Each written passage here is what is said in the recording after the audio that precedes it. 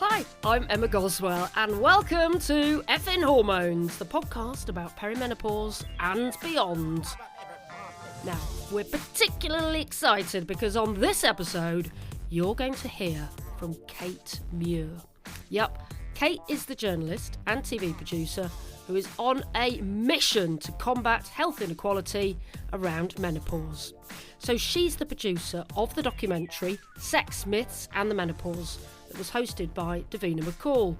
It came out in early summer 2021 and it was welcomed by so many of us experiencing peri and meno. Got everyone talking, didn't it? Well, you're going to hear about what she's up to next, TV-wise, and you're also going to hear all about her new book, which is out now. We'll also find out something extraordinary about orcas. Stay tuned. And it's called Everything You Need to Know About the Menopause, but we're too frightened to ask. Can't wait for you to hear all about that. First, though, of course, it's time to hear from my gang. Bina is not here for this little bit, but you will hear from her later on.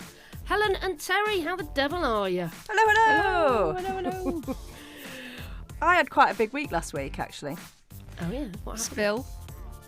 I had the appointment that I've been waiting for about 10 months. Because, you know, I've been investigating this histamine intolerance for quite a long time. And I'd booked an appointment with someone who's a specialist in this area. And I know what's wrong with me after 5 years of searching and suffering. What's wrong with you? Oh, my God. Finally, an answer to the question we've all been waiting for. What on earth is wrong with Helen? Is Go it on. histamine intolerance? Funnily enough, I do have histamine intolerance, yes. Excellent. I know. Do you know what? Actually, there is a big relief there. It's like, thank God. I mean, and like Bina keeps saying, I'm not mad. I'm not mad. But I do have histamine intolerance because I do have something called mast cell activation syndrome. It's a genetic immune condition, okay? And I have had it my whole life, but there is a hormone thing with this. It is related to my hormones because I'm very estrogen sensitive. And so I am still in the gang because histamine intolerance can massively flare up at perimenopause. And it's also, I'm going to need to be quite careful when I do take HRT because, and I've mentioned before about histamine intolerance, that if you become estrogen dominant, then that increases the histamine. And then if you have too much histamine, that then increases the estrogen. So it's a vicious cycle. So the interesting thing that she told me about this, though, was that 17% of people have histamine intolerance. So I am going to keep on banging this drum because there are a lot of people going through menopause and perimenopause who have histamine intolerance. And this doctor was saying, like, you need to be careful with how you manage HRT. When you say 17%, do you mean like 17% of women or general population? 17% of the population. Right. And the vast majority of people don't know that they've got it. Gosh. Yeah. There's quite a figure, that, isn't it? Wow, yeah. And how did she find all this out then? Was it a load of blood tests or how? What Well, happened? no, it's through a range of symptoms that I've had down the years that I was able to tell her about, and then also a bit of family history as well. The fact that there are other members of my family that get certain symptoms, it wasn't even a question in her mind. Straight away, she was like, "You've got mast cell activation syndrome," and I was like, "Oh." I mean, clearly, I'd rather not have a genetic immune condition, but at the same time, last week I mainly just felt relief. And also, because I have been on the right track. I have been doing my research. I have been doing the right things. And like Bina keeps saying, I'm not mad. And we have a plan and there's some medication that I can take that will help on top of all the stuff that I've been doing already. She's written to my doctor. And it's just, it's just that relief of just being taken seriously with someone who knows what they're doing.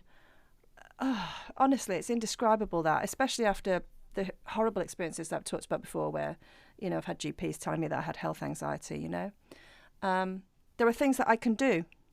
But that's good. So you're going to start taking the medication. So, maybe if we catch up in a few weeks, you might have seen some benefits. It's a bit longer term than that. I mean, I'm going to take this new medication for 3 cycles because basically what I was saying was I can push it with my diet a bit more at certain times of my cycle. But then there are other times in my cycle when I'm estrogen dominant where I can have like the tiniest thing and I come out with symptoms, and that's the estrogen reacting with me, you see. So she said, well, try this medication over 3 cycles and see if that helps. There are further tests that I could take, but that costs more money, and she certainly wasn't trying to push me into anything and was very, very clear about how much all that would cost. So basically at the moment it's like I'm trying this for 3 months. We're going to meet up in 3 or 4 months' time and see how it goes, and then I'm going to take it from there. But none of these things are magic cures, are they? I mean, don't forget, when I started on HRT, I thought it wasn't working at all, and it took at least 2 months for it to get the right dosage and for it actually to have an effect. So. And now look at you. Look at me! You don't even know where my fan is. Fan who? I don't care. I don't have a fan anymore. It's mad, isn't it? Absolutely bonkers. I can't believe the journey I've gone on. But you know what? As well, this it causes infertility. This, and I had IVF. I had unexplained infertility, and I was thinking about it last week, and I always think of my little boy as my miracle baby anyway, because I had 1 round of IVF on the NHS because I couldn't have afforded to pay for it otherwise.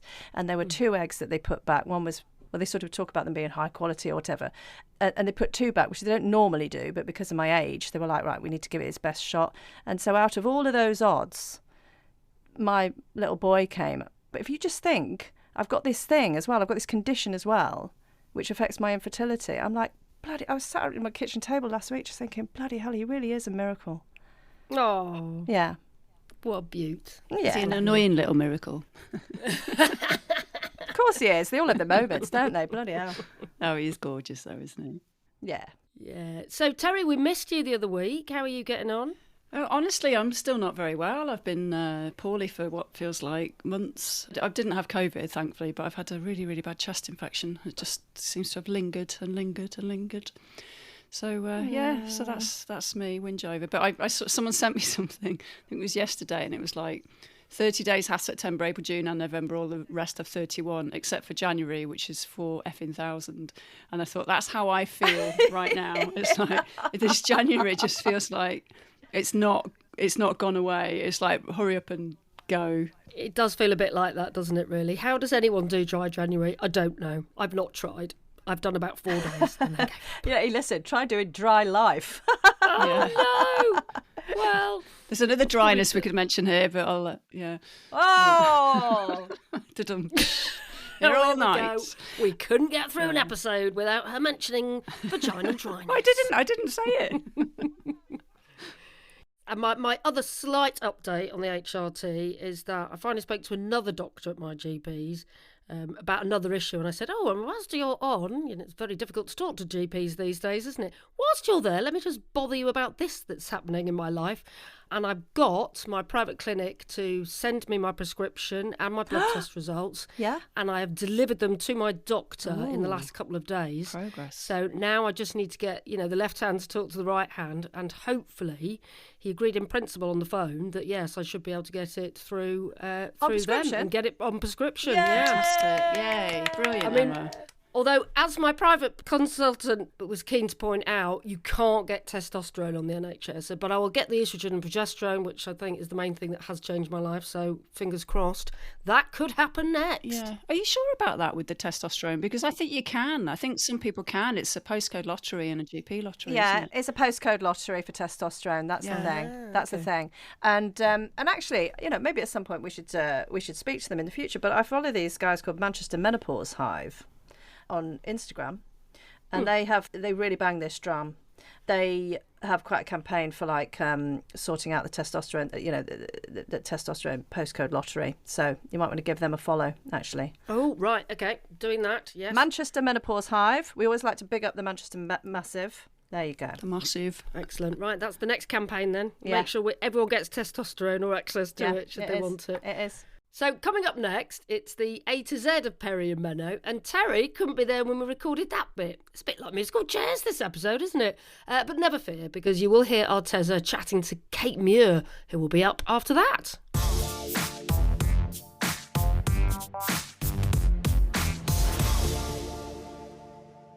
Time now for the A to Z of Peri and Meno. We are up to the letter J. Not an easy one. So we asked for your suggestions on what to talk about on the Effin Hormones Facebook group. And look, if you want to join the conversation, just search Effin Hormones podcast in Facebook and we should come up. Don't forget, no G in Effin. Rachel said jowls, which Helen has got. So thank you for reminding me. It's cheeky monkey. And in fact, if you listen to episode 3 of Effin Hormones, you will hear us talking to the skin guru all about that.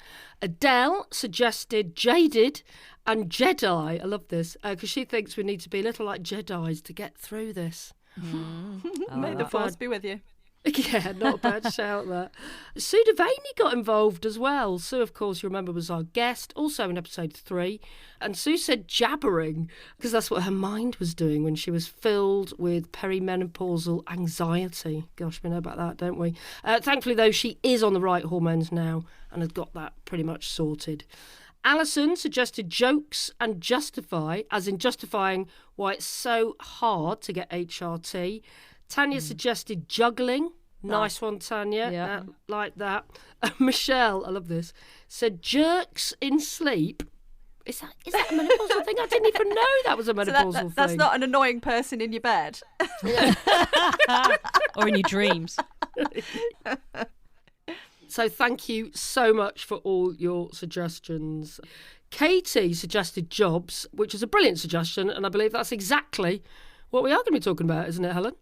Yeah, thanks for that, Katie. I have gone for jobs this time. And just going to mention, actually, that Kate Muir, our guest on this episode, is going to talk about jobs a little bit, because that's the next documentary that she's researching at the moment. She's looking at menopause and perimenopause in the workplace.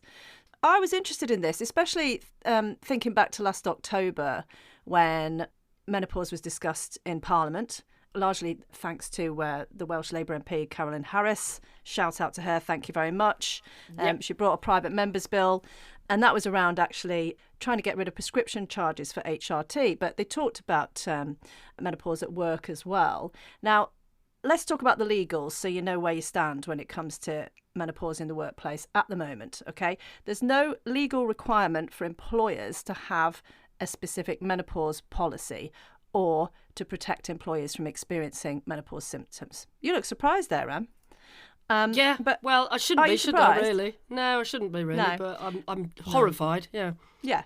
But at the same time, there's also no legal protection for businesses. So if their employees are taking loads of time off sick because of menopause, then the businesses aren't protected legally in any way either. So it does kind of go both ways. But what there is instead is the Equality Act 2010 that could cover menopause under what's called protected characteristics. Now, if you don't know what they are aspects of you and your identity as defined by the Equality Act, and the protection bit relates to protection from discrimination. So, for example, you've got age, sex and disability. Now, menopause could come under all three of those things, couldn't they? You know, depending on how badly it's affecting you. But there has been, and this was last October as well, there was some discussion in Parliament as to whether or not to make menopause its own protected characteristic, because at the moment it's not. So Carolyn Noakes is an MP. She's the chair of the Women and Equalities Committee. She said at the time that she wasn't ruling out calling for menopause to be its own specific protected characteristic. But since then, I can't see that anything's actually happened with that. But, you know, it has been raised in Parliament. So I think that's quite interesting. It would be good to have something that's like a specific thing, wouldn't it? So that's the serious side of things. But I wanted to give a shout out to a few employers who publicly said they're going to support their menopausal employees. And again, this all happened last October. So James Timpson, who's the CEO of Timpson's. Oh, yeah, he's a legend. Yeah, that was a big thing, wasn't it? They're a brilliant I mean, they are an organisation. amazing organisation, aren't they? I mean, they employ ex-prisoners, don't they? They refer to all. Yeah. They don't have employees. They have colleagues. I love that. Oh, Everyone's a colleague. But he tweeted that all colleagues can claim on expenses their prescription costs when they're recommended HRT. And he also said it's so important that we support our colleagues going through the menopause. I was like, yes, go James. I mean, I wish all employers could be James Timpson. I mean, he's just the best, isn't he, really? It would be good. Or just wouldn't as it? good as James Timpson. I mean, Do you reckon we're going to get loads of free keys cut now and like all our shoes resold from this big shout out? Because that's what they Let's do, hope so. in case you didn't know. I mean, as it turned out, actually, the government said they'd moved to yearly prescriptions for HRT anyway. So, you know, people on HRT are going to save a lot of money anyway. So That's you're not good. going to have to pay every 3 months or so. So Timpsons are probably aren't going to have to shell out as much as they might have said, you know, when he did that tweet. But he didn't know that then anyway. No. So other employers who said they're going to support menopausal colleagues are ASOS. People can request flexible working if they're struggling. There's a company called Diego that have released menopause guidelines. United Utilities, the alcohol company, drinks company, yeah. Yeah. United Utilities have a menopause policy. But I do want to champion Channel 4 because they were the first employer to announce a menopause policy in 2019. There's going to be more than that. I haven't got a comprehensive list there. So if you're an employer or an employee who wants to champion the fact that your workplace has a menopause policy, then let us know, either by emailing us at the website, effinhormones.com, or find us on Facebook at Effin Hormones Podcast. Tell us and we'll give them a shout out. But my big question about this, okay, is it can be difficult to get a diagnosis of menopause in the first place, right? So what happens if you are really ill and you're taking time off sick and no one knows what's going on with you, which was the case for me for many, many years? It's absolutely fantastic having a menopause policy and setting things out on paper saying we're going to support people in this way. But we've spent so much time talking to people who've been struggling to get an understanding from health professionals. What do you do if you're in that grey area? That's my big question about it. I mean, there has to be some parameters. I mean, obviously, the law states after a certain period, employers require a sick note if it's, prolonged periods of illnesses. So like with any illness, there's something obviously wrong. So you would imagine or hope that even without a diagnosis, but if there's a period of illness, that can be covered in that. But also, I wonder if employers would go a step further and rely on self-declaration, that's interesting. And take that as a thing. Particularly if you're a certain age, right? Yeah. But I just think it's about trust, employers trusting their employees and vice versa to have a dialogue about it rather than just go blanket rule across the board. Well, when Carolyn Noakes was referring to whether or not to look at having a specific menopause protected characteristic, she was talking about women who are having to go through to tribunal and were having to go under disability as a protected characteristic because menopause wasn't covered. So I suppose I'm more talking there about the more extreme end, really. Yeah. I mean, and that hopefully that's the exception, not the rule for most people's experiences.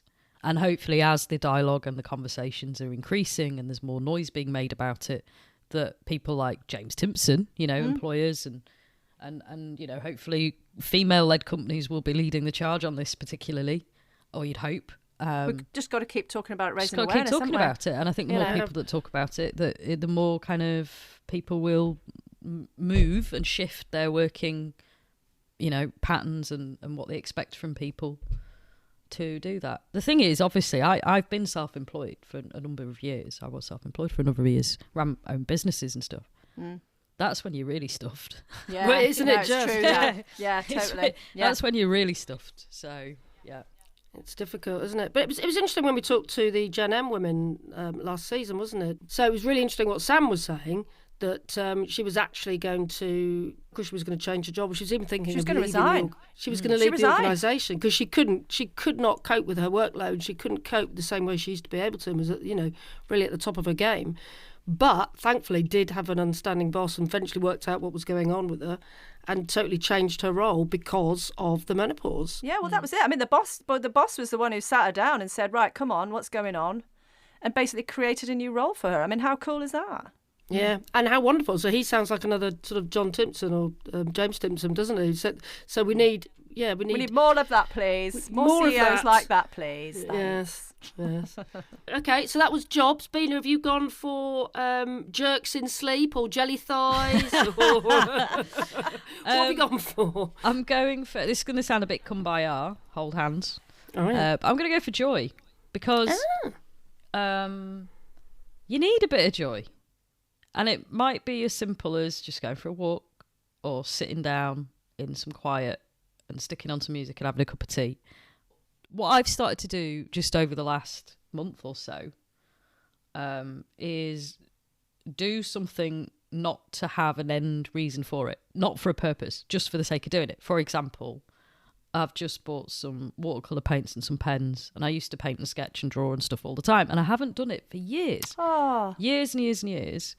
And I don't do it for, like, I might sit down, I might only do it for 10 minutes. And it's not for show, it's not for anyone. It's just for me and to have a mess about. And I couldn't, when I started doing it, I was just like, I cannot remember the last time I did something that didn't have a reason behind it, for a purpose, to do something for someone else or to do something for work, or, do you know what I mean? Just for the sake of doing it. I love that. And I think that what I realise is that actually it doesn't take very long to do that. It can be anything, really. Because, like, even if you go, well, I go running or I work out, yeah, that's still for a purpose, isn't it? That's to keep yourself in shape. There's a goal at the end of it.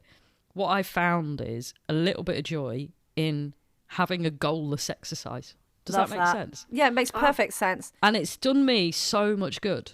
Has Yay! it? I've picked up the guitar again. Terry actually restringed my guitar for me. I hadn't played it. I hadn't touched it for years. And she restrung it for me, and she got me a stand, and she said, if it sits in its case, you're never going to play it. Oh, that's Put so it on nice. this stand. She should be here for this bit. Put it on its stand and you'll play it. And she's right. It's sat there in the living room, and I do just pick it up and play it now. And I haven't. So anyway, I would say joy, and it's just finding those little bits of joy when your head's about to explode and you're trying to juggle 5 million things and kids and endless loads of washing and ironing and all of that kind of stuff. And that's resonating with me, Bina. Once you got that, if you can find even 5 minutes to do something that you know will bring you joy, I would. Do you know what's say actually good for that, right? If you do have kids, right, and you are in that state of just constantly having something to do, Lego with your kids. I am not kidding, right? So, you know, everyone bangs on about colouring in, and like for me, it's like the colouring in, because kids carry on with Lego for a long, long time. So, you know, you've got a few years. If you have a baby, you have a few years. And I was like, oh my God, this is so good. I'm so really chilled. Calming, I love isn't it? it? Really, Lego's great. Well, you like, have to slow down, don't I've you? built You a have to little slow shop. down. You have to slow down to do it. Yeah, I think it's that's part of it, fabulous. isn't it? You have to slow down. Love that. And do you know what it reminds me of as well? Do you remember when we interviewed Sue Davini last season, and she said, why are we always rushing around? Why can't we just have time where we just stop? Why are we always doing stuff? Why can't we just be? And I was like, yeah, that really resonates with me as well. So Love it's that. similar, isn't it? Effin Hormones, making it okay to talk about by talking about it. Right, it's now time for our guest for this episode, and I'm so excited because she's one of the women behind that groundbreaking documentary that came out last year in the UK. You know, you definitely watched it. It got so many women like us over 40 talking. Hosted by Davina McCall, it was called Sex, Myths and the Menopause. The programme looked at the issues that we've been discussing in Effin Hormones too, like, for example, access to HRT, the big lack of knowledge about menopause amongst health professionals, and a reliance on antidepressants when it comes to prescribing. Kate is also on the board of the Menopause charity, which is set up by Dr. Louise Newson. You'll hear all about that in a bit. And you'll also hear about Kate's book. It's called Everything You Needed to Know About the Menopause, but Were Too Frightened to Ask. So there is so much to talk about. Can I just say, we are so excited that you're here with us, Kate. We feel very much part of this menopause revolution, and we feel like you are our leader. You are the leader of the revolution. I wouldn't say we're quite the children of the revolution, but I think we're like foot soldiers, aren't we?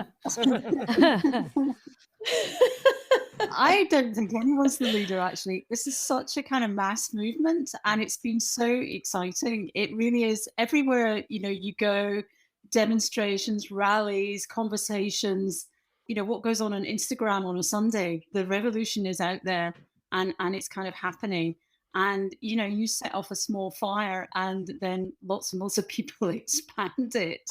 So, you know, I count so many women as, well, all of you, Davina McCall, Louise Newson, all these people as co-revolutionaries who are causing as much trouble as possible, and rightly so.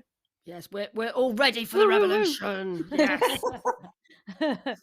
Did it surprise you at all, Kate? I mean, it was such a big moment when the documentary came out, and I know it was a very long time in the making and COVID got in the way of it, but did it surprise you, the level of response that you got from that?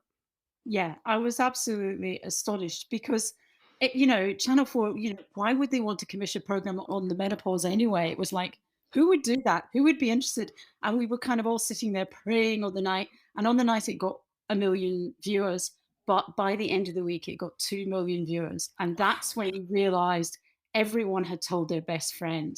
And then I don't know how many million it's got now, but it's still up there, been up there for months. Then I realized that this is lifeblood at this second if we're 40 something and 50 something women, and we need to communicate this to one another. And in a way, the documentary was really hard to do in lockdown. There was lots we couldn't finish off.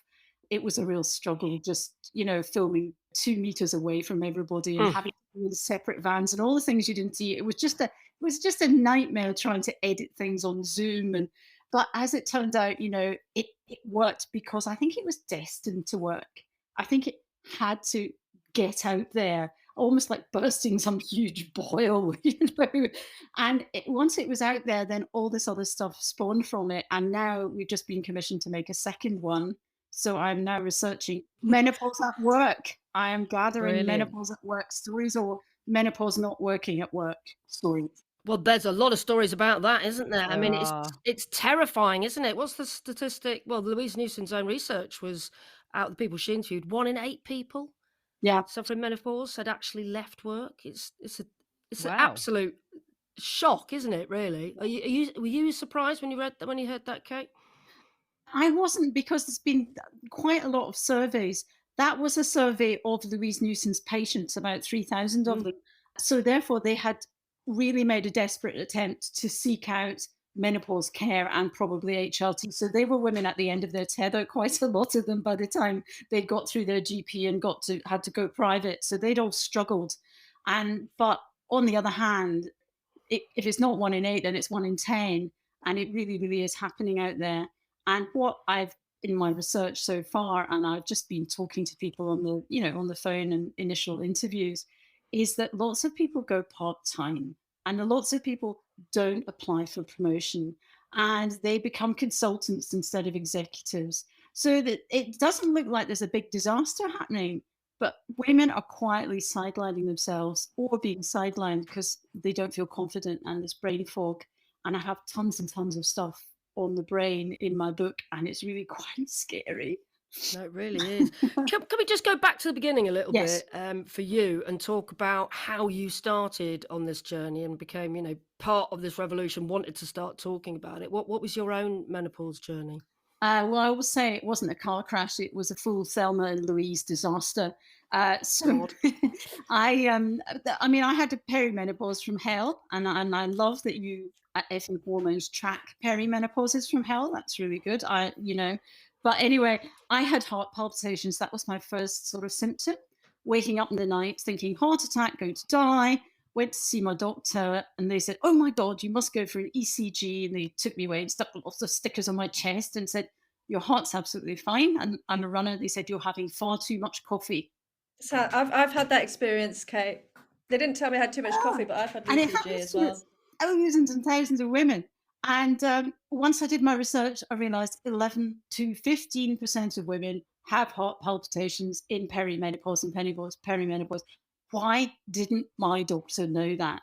So starting from that, I really had a bad time. I had hot flushes, but the thing that really crashed me was the memory. And I was a film critic at the time, so I had to remember 350 films a year. So I had to have this amazing memory and be really good at dealing with people in cinemas on stage and remember things on my feet. And then I was writing a shopping list at home, and I thought, must shave my legs. And I wrote down the word shaver, and I couldn't write down the word razor, and I couldn't remember the word for razor. And it had happened a couple of times, but that's when I actually saw that I couldn't remember a noun that I should know. It wasn't like forgetting a film director's name. And I was absolutely terrified and really, really upset. And my mum died of Alzheimer's in 2015. So I was very aware, and she was a smart woman. She kept losing big nouns, really, really useful nouns. She'd say that stone fence over there when she meant the wall, because she couldn't remember the word for wall. So I felt I was reliving my mum's life, total panic. And then also my hair started falling out. So vanity intervened as well as memory panic. And then I got private HRT because my doctor had not helped me on the NHS twice.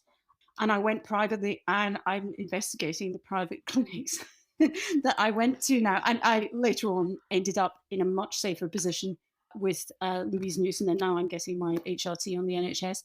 But the private clinics, lots and lots of the products there are unlicensed, and I think I was given unlicensed products. And I ended up with a cervical biopsy and a uterine biopsy because I was bleeding so Oh much my from God. HRT. So I had a whole year of chaos, just chaos. You know, I lose my memory, I get it back because I get this posh HRT that I pay 300 quid to go in and even meet the doctor, right?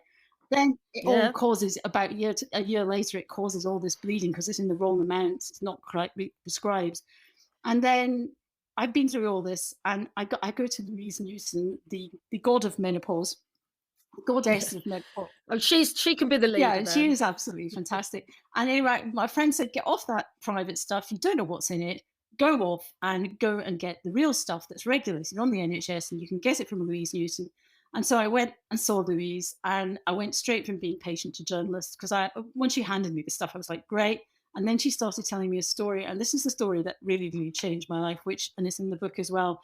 And it's not one we could have on the TV because the woman concerned was too traumatized by it, but she's agreed for me to talk about it without revealing her name.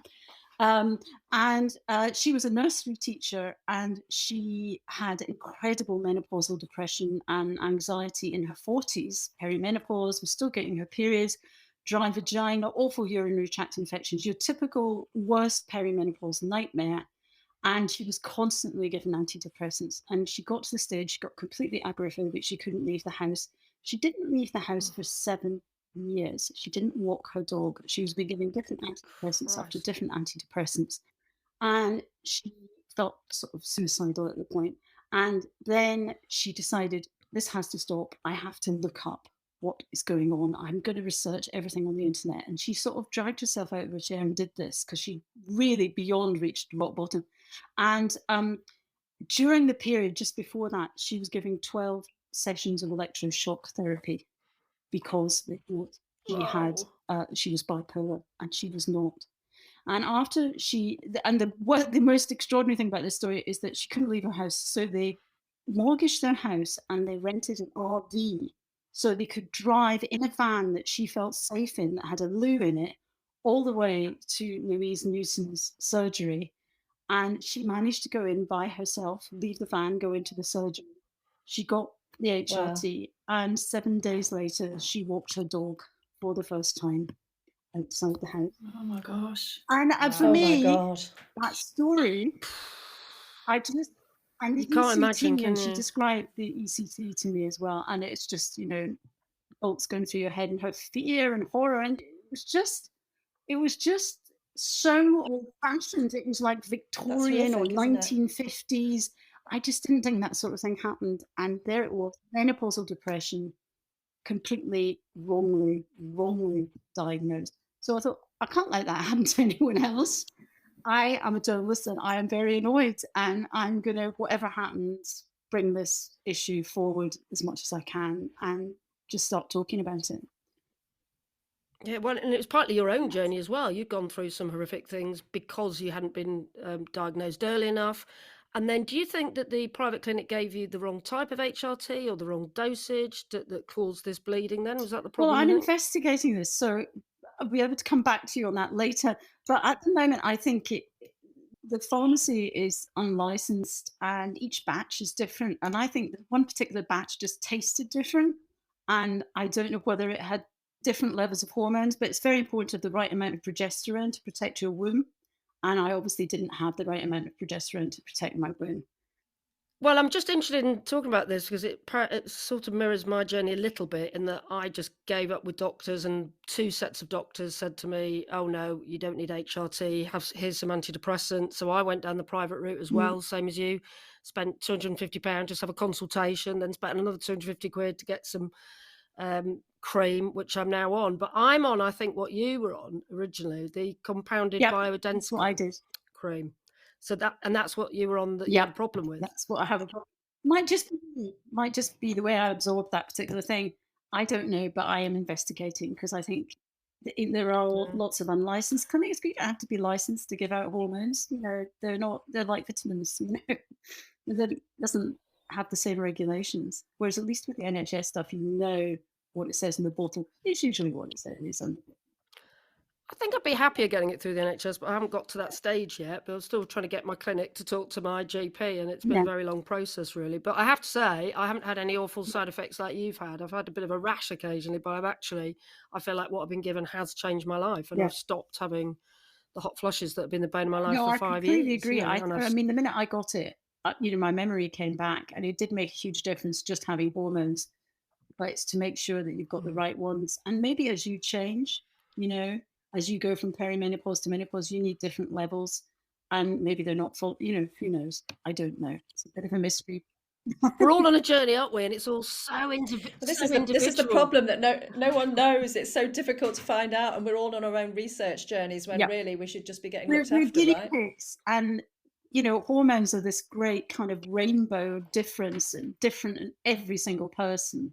And the idea that you can hand out one pill and it will work for all women is completely wrong. And the sooner they start, stopping medical sexism and researching that properly and finding out and letting women adjust what they want to do. Because now actually it's brilliant, because I've got estrogel, which I can put on 2 pumps or 3 pumps a day. And if I have 2 pumps, I feel a hot flush popping through, I stick on the third. So I'm doing exactly what I want. And then I have testosterone in a pink tube, Andrew Fem. And I have a progesterone pill at night, which makes me sleepy. And I can have the right amounts of all of those and sort of change them myself. I think, oh, yeah, it's going to be a busy day. We'll have a bit of testosterone. I use much less than you actually need.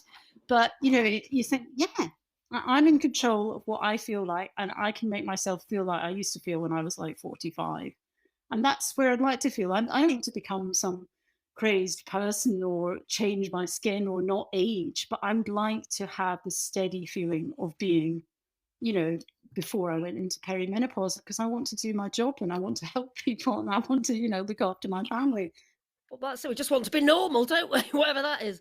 But are you angry, though, that it's taken you so much research and so much dedication to get to the level where you are now? And there's still so many people out there without the knowledge. I think it was actually, once I got into it and we were in lockdown and there was nothing else to do except research a book and ring people in Wisconsin who were giving mice Alzheimer's and then testing estrogen on Alzheimer's in, mouse brains.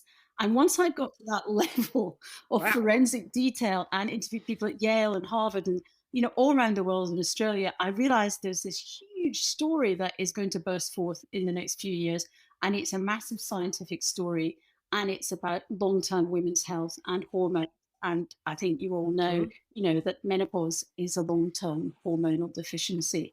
It's not something you pass through. It goes on for the rest of your life. And that women's health can be so improved by the right, safe hormones.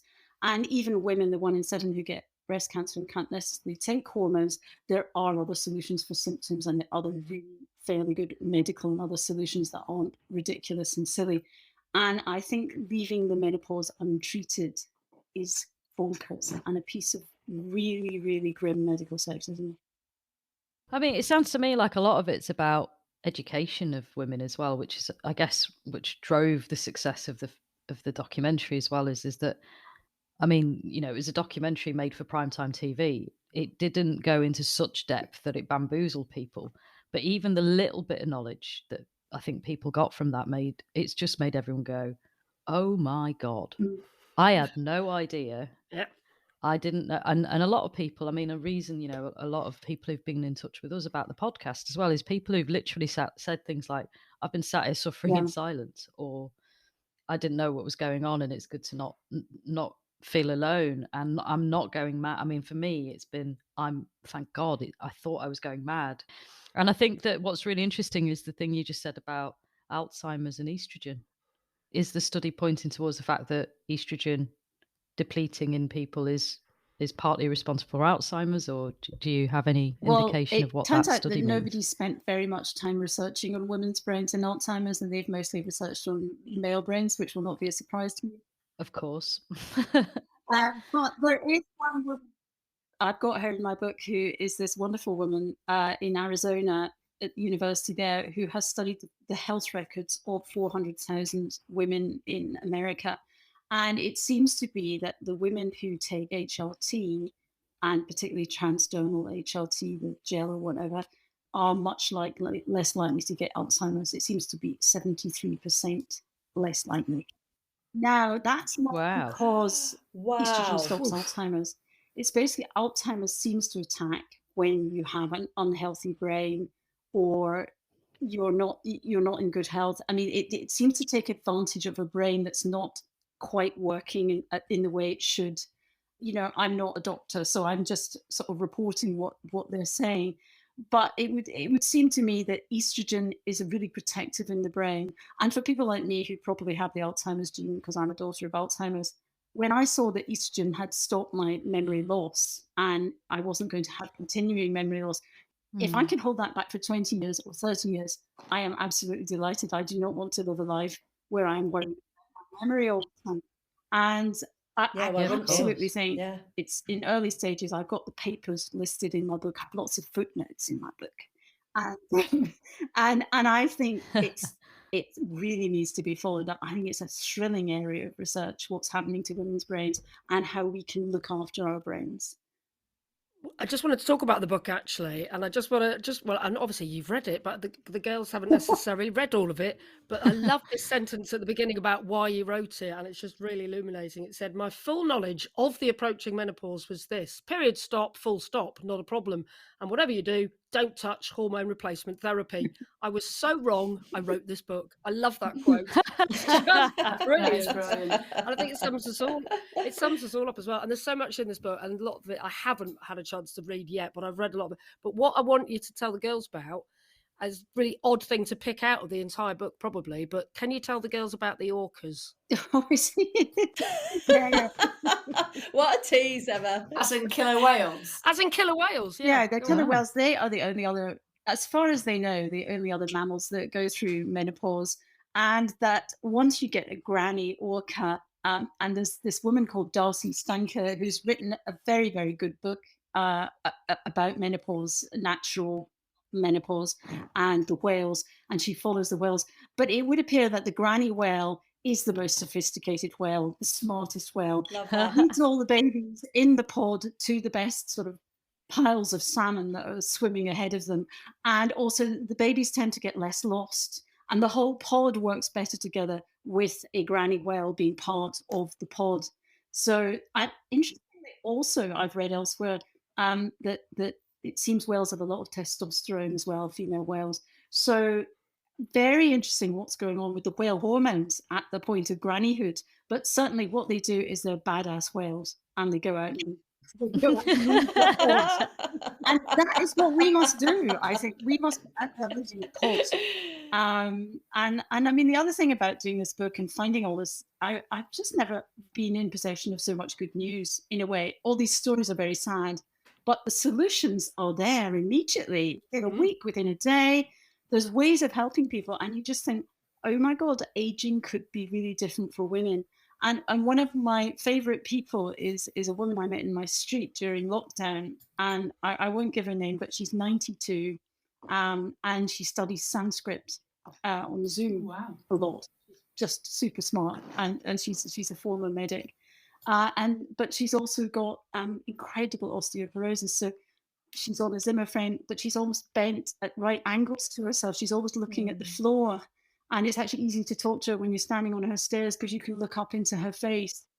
And I realized that, that's osteoporosis. Here's this genius woman who's 92, and she's sort of bent in half like a paperclip. And I keep thinking, what if we'd known 20 years ago that HRT stops osteoporosis and helps rebuild bones? Why did we let people live like this? The second we knew that fact, why weren't we doing anything with it? And then there's this great feeling of horror about the medical system, and I'm really kind of disturbed by that.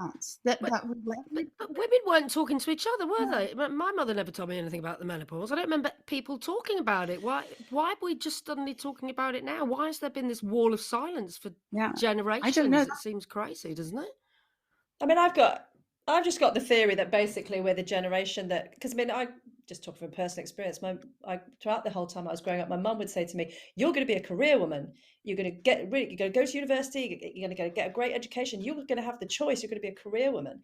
And you know, when my mum was younger and she worked and she had more money than my dad in the 60s, for example, when she got pregnant, she went back to there was no job for her to go back to. When you got pregnant, you didn't have a job, right? So if you think about that monumental societal change that has happened in attitude, culture, and everything, I think in my family, I am the first woman to be a career woman and to hit this point and to go, um, and this is the whole reason why I did the podcast. It's like I'm not having women or anyone experiencing this not feeling like they can't talk about this because it's ridiculous. Because ultimately, in my mind, what it boils down to, women being valued solely on their ability to have children or not. Yeah. And so I just thought, right, if we just do this podcast and we talk about our bodily functions that everyone's so terrified of talking or hearing about, and we make it okay, then that's a chunk of it, isn't it? And certainly my mum would never have talked about those kind of things to her friends, or Yeah. she's sort of working class Catholic, good Catholic girl, you know what I mean?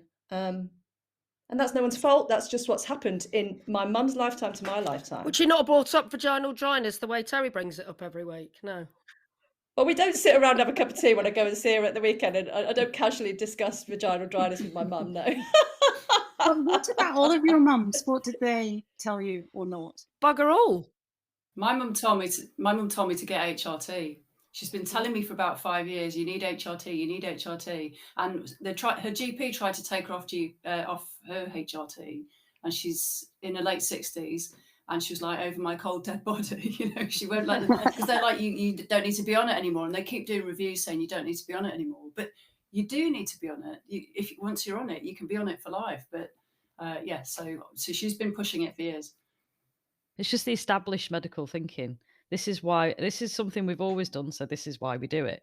And I think at least now there's enough conversations going on where people will, GPs and practitioners, hopefully be a bit more critical of what they're just being told, particularly male GPs. I'm really hoping that more male GPs will go out and realise that lots of GPs, male or female, don't perhaps have the knowledge they should, because so little about it's taught at med school or whatever. And all the stuff that was highlighted in the documentary about how shockingly few doctors actually elect to do that.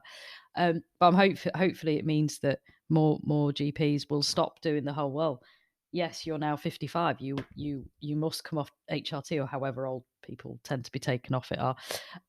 But my mum, I'm 40, but I'm perimenopausal officially now. I've been for about 3 years or so, had various symptoms going on. But when I went to the GP, who's a lovely, lovely guy, his first comment, I said, there's this early history of menopause in my family. He said, oh, I'm not sure we can take familial history into account. And I went, if I said my mum had breast cancer, you'd have me straight down for a scan, which is amazing.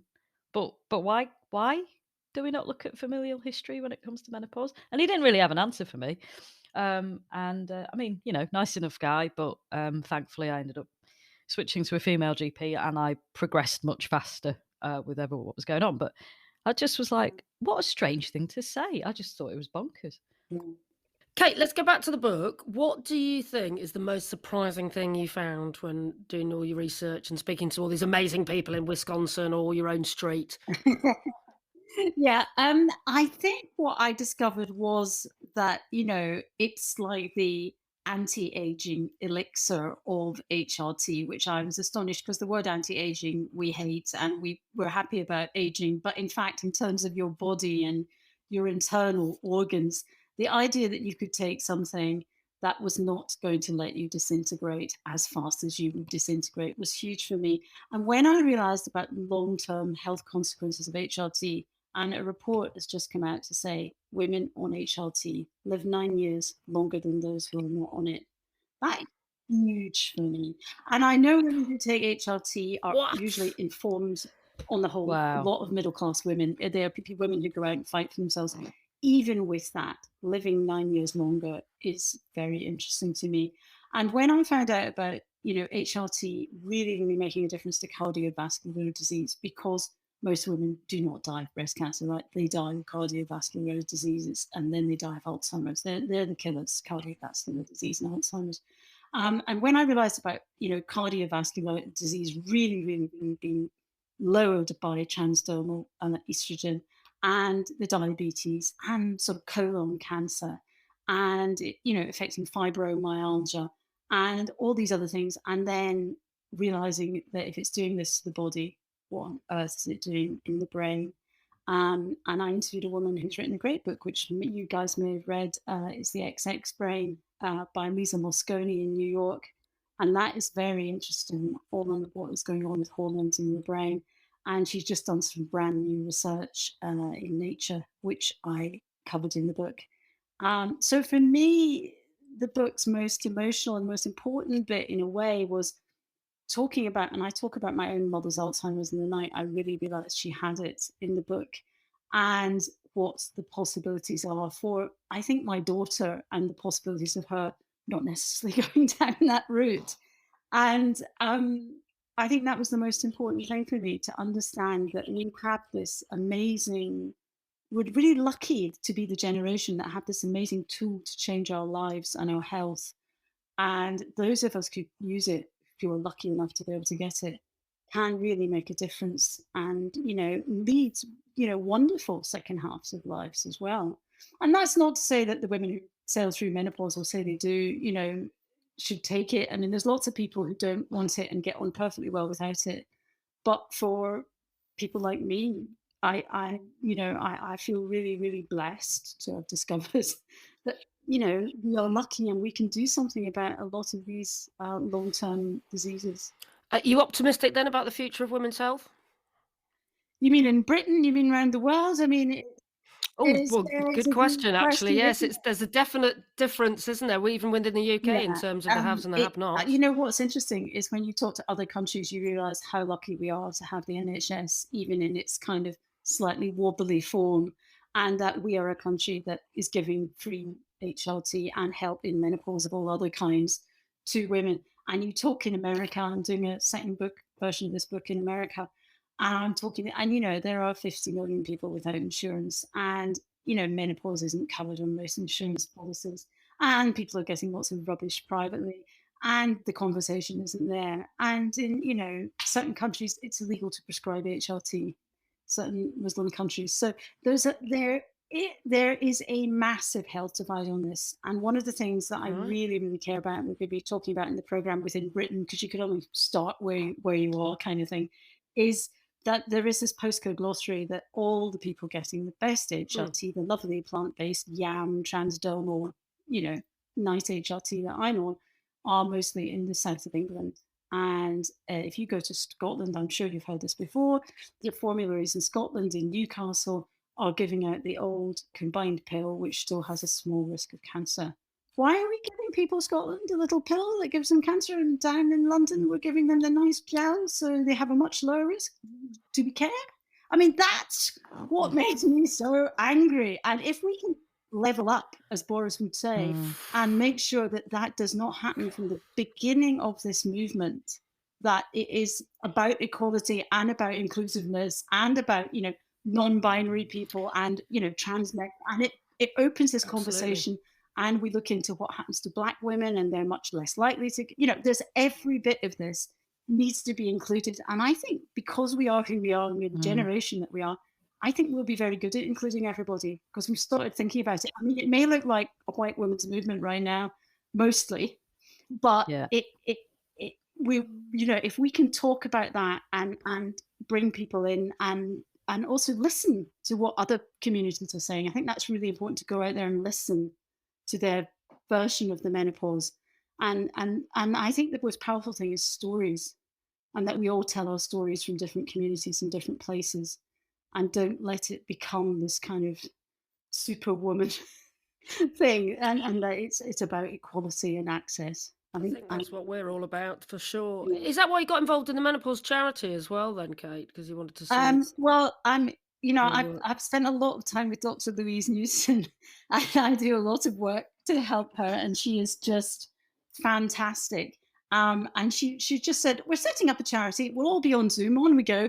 And we all got on Zoom and we all gave ourselves jobs because there was no money. And there was so I ended up doing the kind of press and posters, and because that was where my skills lay, and other people did other things in fundraising. And we just did it on nothing at all. And it has almost no money still. And it also doesn't want to take money that's compromising. Like, it will not take money from pharma. It will not take money from weird menopausal remedies. So in a sense, it has to work on a real shoestring, but it's a clean, honest, really, really caring charity. And almost, I think it would be great if it was almost financed by women in small amounts. I mean, I try to give like 10% if I give a talk or something and I get paid for it. I try to think, right, I'll give 10% of the fee to the charity.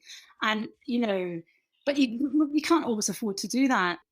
But it's doing a great job. And the brilliant thing the charity did was, and it didn't really cost that much to do, was we did, and I know you've mentioned it on the programme before, the doctor's training scheme, which was that sort of 10, 12-hour online professional education scheme that was run by 14 Fish, which do GPs further education. So it was super legitimate. And by now, I think 16,000 GPs and healthcare. Yay! That's brilliant. That's the best just thing amazing. ever. If you think, come on, that's just incredible. But you think every one of them has Amazing. seen 100 patients since then, and and you just see that pile of sort of tentacles of that conversation going out, and they can all prescribe HRT and they talk to their colleagues, and I think that's actually, tackling it right there at the root was the best thing we could have possibly done, I'm going to go straight off this call and donate to this charity. Go on, Terry. I was going to say, why didn't the Department of Health pay for that? Because it's training GPs, isn't it? This is a big sticky one. I believe I hear from sources that a similar course was offered to the RCGP and they turned it down because they wanted to do their own, but they haven't done their own. So they have a not great course model that I've looked at, and it's just not that impressive. So the unwilling... send them the bill. It really is. Dealing with institutions that really move incredibly slowly, and that's not to say that the NHS is not going to move on menopause, because it is. There's big committees trying to make changes. There's a lot of stuff happening behind the scenes.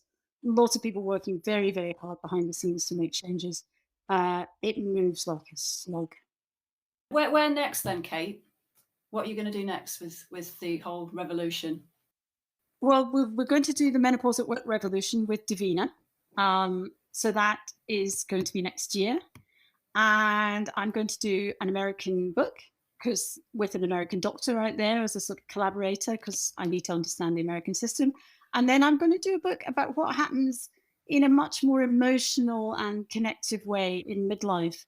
So I don't know. I'm maybe going to go to wild women retreats and take psychedelic drugs. I don't quite know. I think it's not just about the medical science stuff, which I've done. I want to do a book about kind of us and women's experiences and how we change. And I changed into a different person over the last 10 years. And I've met a lot of people who've had a similar change. I'm really interested in why we do it and the stuff we throw away that we don't need at that period of time, and that we decide that, this is who we are. So I don't really know what that book's called yet. Wow. But I'm working on it. That sounds great. We need to put that out to a Twitter poll, don't we? I want to go on a psychedelic retreat and take mushrooms. Well, we all go. We all go. Illegal, just a wee bit. That's what you said to me in the very first episode, Terry, when I said I was like yogi. I was a yogini, non-drinking. Yeah, I feel an outside broadcast coming on there, don't you? Yeah. We'll find a field in Wales somewhere. I'm sure we'll find. Right, time now to put you through your paces, Kate, if that's all right. And we're going to play a little game of Perry Trumps with you. This is where we have our score sheet. Please go to effinhormones.com to play along at home. It's the game that nobody wants to win, though. Get certain points depending on how unusual your symptoms are. What did you get, Kate? I got 24, which I'm quite pleased with. I was particularly good on itchy parts of the body, I felt. Other thing, I thought rage is only one, but I suppose we all get so angry you don't get very many points for that. Panic attacks, I was quite pleased with that. Yeah, so they did that. And sleep, yeah. That's probably the only time you'd be pleased about panic attacks, really, wouldn't it? Yeah, got points. 24. I think that's fairly low. That's the lowest. Fairly low. Fairly low, yeah. Good. It's only according to like how rare they are rather than like how many you've got. Yeah. So, you know. Yeah. So it's time for the Effins, the Oscars of Yes, it is time perimenopause for the world. Effins. Get your champagne out, put your best frock on, and it's time for you to award an Effin, way better than an Oscar, to someone you think to be really, given credit for helping maybe yourself or maybe people you know through the menopause. Well, I'm afraid I have to give 2. I'm going to split the award because I just have to. Obviously, I'm going to give half to Davina for getting right out there, starting at 0, and just being willing to basically take off her clothes in public in every and really courageously. We started slow, and she ended up sort of making videos of herself sticking patches on herself. She has really, really taken up the challenge, and I'm just so moved by what she's done. Yeah, and I works really hard at it. Answers sort of people's Twitter inquiries at midnight.